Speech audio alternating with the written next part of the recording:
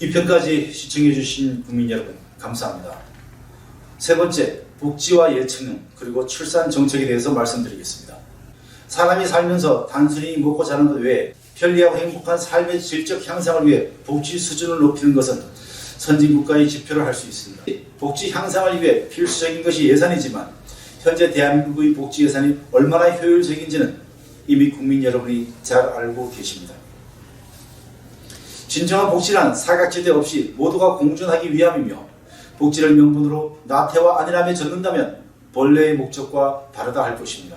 특히 복지를 등재한 선심성 공약으로 정치의 표심이 채워진다면 이는 문어와 재다리 잘라먹는 것과 같습니다. 없던 아파트 수백만 채를 공략하고 일하지 않고도 살 수 있는 것처럼 말한다면 이를 말하는 정치인이나 동조하는 유권자나 누가 누구를 탓할 일이 아닙니다. 청년의 표가 많으면 대출금이 허덕이던 청년을 대상으로 부푼 꿈을 꾸게 하고 여성의 표가 많으면 여성을 우대했다가 다시 남성의 반발이 있으면 남성을 올리며 오로지 표만 찾아다니는 그런 모든 행위는 일단 당선되고 보자는 욕심입니다. 게으른 국민은 절대 잘 살 수 없습니다. 국민 대비 공무원이 더 늘어나고 모두가 대기업의 일자리만 찾아다니면 누가 험하고 힘든 일을 하겠습니까? 산업 현장의 농사일은 일손이 없어 구인난을 겪고 있는데 일자리가 없어 막대한 예산을 쏟아부었지만 실업난은 여전히 해결되지 않고 있습니다. 언제부터 대한민국이 외국인 근로자 일손에 하나 둘씩 자리를 내주고 일자리를 찾지 못했을까요? 합법적인 외국인 근로자들이 대한민국의 정책을 신뢰하도록 제대로 대우하고 불법 체류인은 자국으로 보내야 합니다. 아직은 주 4일제나 대체 휴일에 샴페인을 터뜨릴 시기가 아닙니다. 빈부격차가 심해지고 서민들의 극단적 선택이 연일 줄을 잇고 있는 현실을 외면하면서 어찌 우리나라를 선진국이라 할 수 있겠습니까?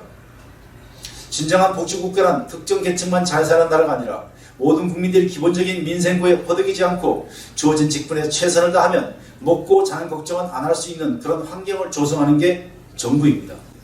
지금까지 일자리 불균형의 이면에 복지정책의 달콤한 사탕으로 치아가 썩는 현실을 모두가 인정해야 합니다.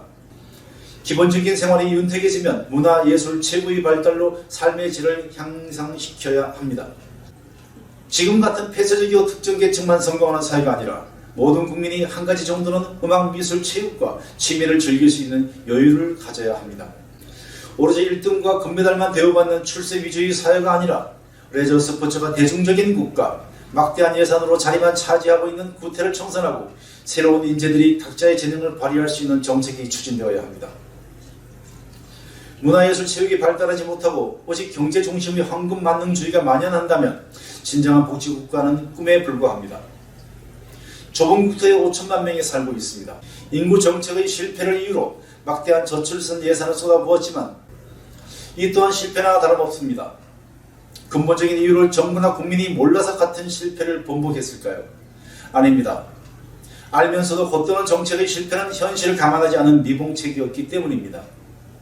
가장의 수입이 불안정하고 출산의 주역인 여성의 결혼 환경과 출산 이후 미래에 대한 희망이 불투명하기 때문입니다. 좋은 대학을 나와도 취업이나 장래에 대한 꿈이 어둡다면 누가 아이를 낳을 것이며 줄어든 인구로 경제활동이 불가능한 인구가 증가한다면 그 뒷감당을 누가 하겠습니까? 나라의 앞나라는 국민의 존립이 탄탄할 때의 미래를 가늠할 수 있는 것이기에 출산 문제를 근본적으로 해결하지 않으면 어떠한 방법으로도 민족 부흥은 돌이킬 수 없는 재앙이 될 것입니다.